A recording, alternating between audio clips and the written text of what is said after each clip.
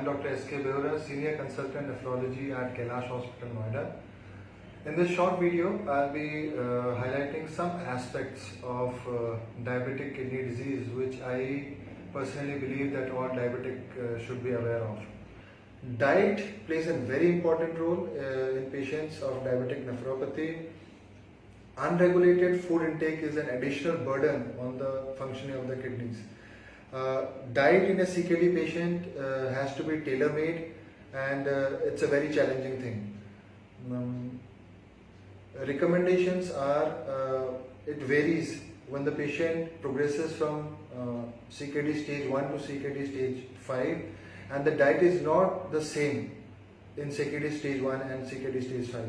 So the diet has to be changed according to the stages of the disease. Very low protein diet is not really beneficial in many, but low protein diet has been advocated and has been shown to have benefits. Low protein diets meaning protein intake of 0.8 grams per kg per day.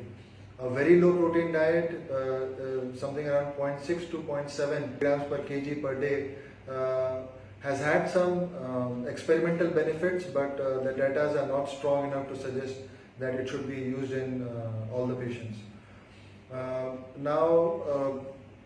a diabetic patient goes to a diabetologist, he will obviously recommend a low carbohydrate diet, so sugars are under control.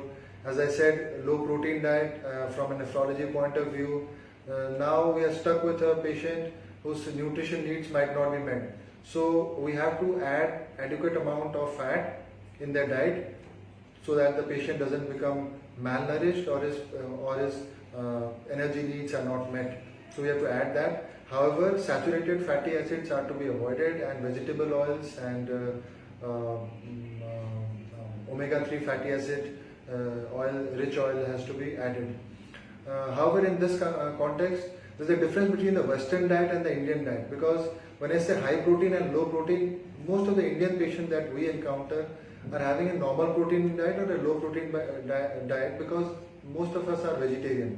However, the Western diet, which is rich in non-vegetarian food, they have a high protein diet, and these are the ones who actually should be told to just cut down on their protein intake. Sodium intake is very important. Low sodium intake is advisable because it also helps in BP control, which further will have a good effect on the progression of the disease of diabetic nephropathy. Besides that, as the disease progresses, kidney disease progresses in a diabetic patient, there is what is called a potassium retention in the body. Phosphorus starts getting accumulated, and hence in those patients, especially CKD stage 3 and above, we have to restrict the potassium intake as well as the phosphorus intake in the diet. Now coming to the last part, where the medications, as I said, diet plus medications or drugs are essential for keeping a good control on the sugars and blood pressure.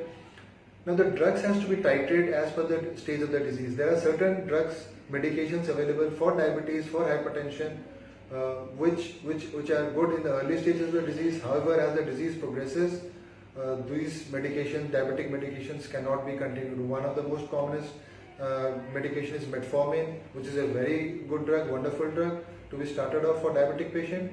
However, when the GFR falls and the chronic kidney disease progresses, those medications has to be stopped. Similarly for hypertension also. So this drug titration according to stage of the disease is very important. However, in the small span of time, it will be difficult for me to highlight all the medication, drugs which are available for this. For that, I would suggest that you do meet your consultant nephrologist or kidney specialist, so that it helps you to diagnose the disease early, make a treatment plan, and retard the progression of the disease. Thank you. Subscribe now and press the bell icon. Never miss an update.